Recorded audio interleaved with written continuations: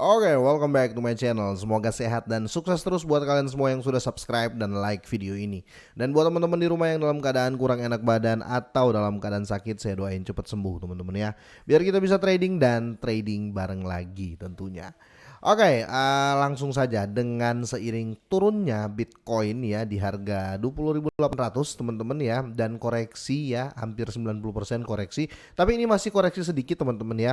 Karena ada berita yang mengganggu ya terkait penurunannya Bitcoin ini teman-teman, dan perlu kita bahas ya. Dan kalau saya pribadi ya menganggap ini bakal jadi koreksi yang pendek, tidak panjang teman-teman ya.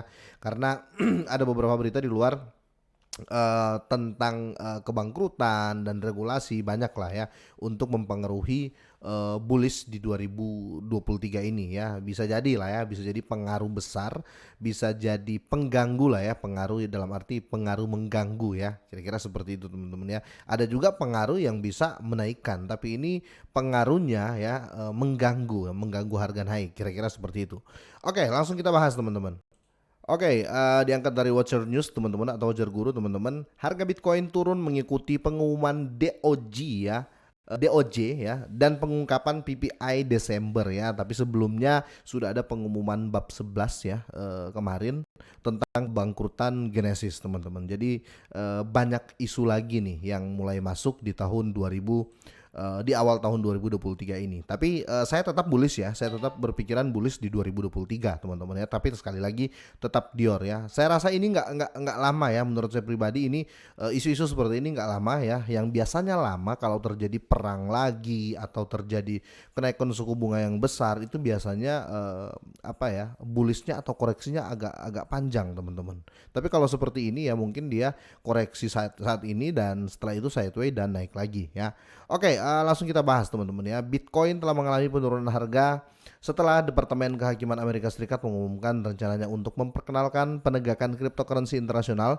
Cryptocurrency paling terkemuka di dunia, melihat harganya melayang sekitar 21.500 kemarin Bitcoin, dan sekarang 20.500 ya setelah pengumuman ini. Saat ini harga Bitcoin duduk di 20.800, yang dapat mengindikasikan penurunan reaksioner teman-teman. Adalah perkembangan harga yang kecil, namun aksi harga terjadi bersamaan ya dengan berita yang lebih baik dari perkiraan ya. Metrik data inflasi produsen yang dirilis hari ini juga ya. Tapi kalau coba deh teman-teman cek ya, atau kita cek dulu ya untuk Fear and Greed Market. Dan untuk Fear and Greed Market teman-teman ya, atau Fear and Greed Index teman-teman sekarang di level 45. Ini cukup baik teman-teman, karena di 2021 teman-teman sekitar 60 sampai 70 lebih ya untuk di faktor Fear and Greed-nya teman-teman tinggi ya.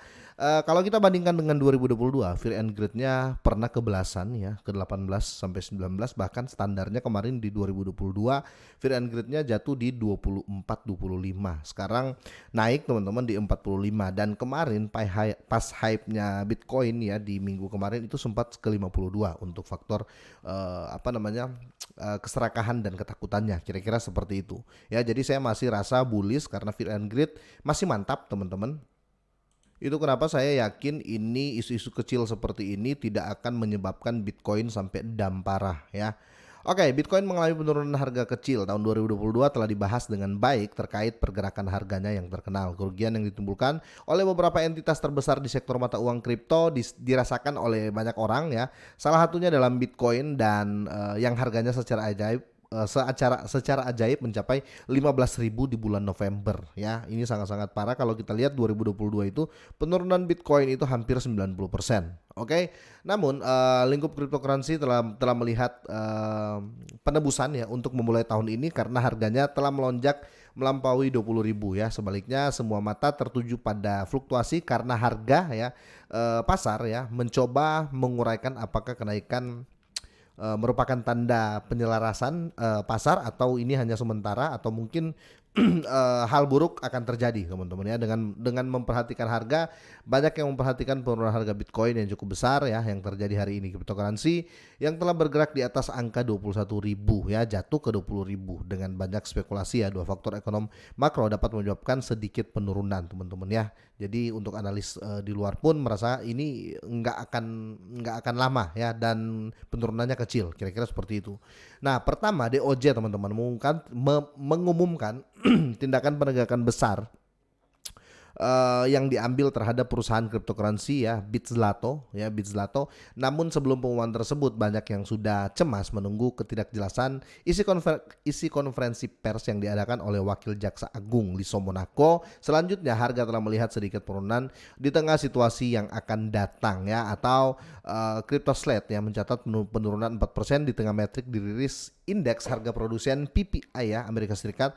Angka tersebut ya lebih baik dari yang diharapkan karena pada Desember 2022 menunjukkan PPI sebesar 6,2% dan dari tahun ke tahun ya mengalahkan proyek sebesar 6,8% ya. Selain itu ada data tersebut dikatakan sebagai sinyal untuk mengurangi tekanan inflasi, menaikkan ruang bagi The Fed ya untuk memperlambat laju kenaikan suku bunga, atau dalam kasarnya mereka akan naikkan suku bunga teman-teman ya.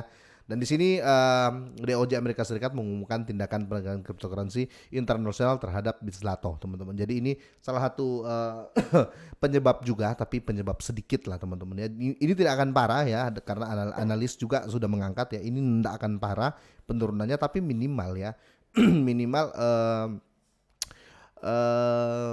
kayak seperti ini datang di awal ya. Yang bahaya tuh kalau seandainya isu-isu seperti ini tuh datang ya, saya bilang ini isu ya. Isu-isu seperti ini datang tuh di awal-awal tahun ya, ketika kita siap untuk pumping ya, tiba-tiba datang isu-isu seperti ini. Apalagi ya isu ini datang ketika apa ya, Sibarium launching ya, terus ini isu-isu seperti ini muncul ya, sekali lagi nggak akan signifikan untuk harga SIBA dan tentunya overall market ya. DOJ Amerika Serikat dan otoritas lainnya telah mengumumkan tindakan penegakan cryptocurrency internasional besar-besaran terhadap perusahaan cryptocurrency BitZlato. Petunjuk penegakan awalnya diumumkan melalui pernyataan resmi. Tindakan penegakan diumumkan di salah satu siaran pers baru-baru ini oleh US DOJ ya. Menurut perinciannya, Pengadilan Federal Brooklyn mendakwa Anatoly Kodimov ya, eksekutif besar dari BitZlato ini, dengan tuduhan melakukan bisnis pengiriman uang yang memindahkan dan mengirimkan dana ilegal. Jadi ya tetap ada politik di dalamnya teman-teman. Tapi apapun itu teman-teman, kita tetap berpikir secara rasional teman-teman. Cryptocurrency kedepannya akan lebih baik ya. Kenapa saya bilang begitu ya? Karena sudah banyak acuan ya. Ngapain ada CBDC ya, Central Bank Digital Currency? Ngapain juga ada fintech sekarang yang sudah menerima cryptocurrency ya?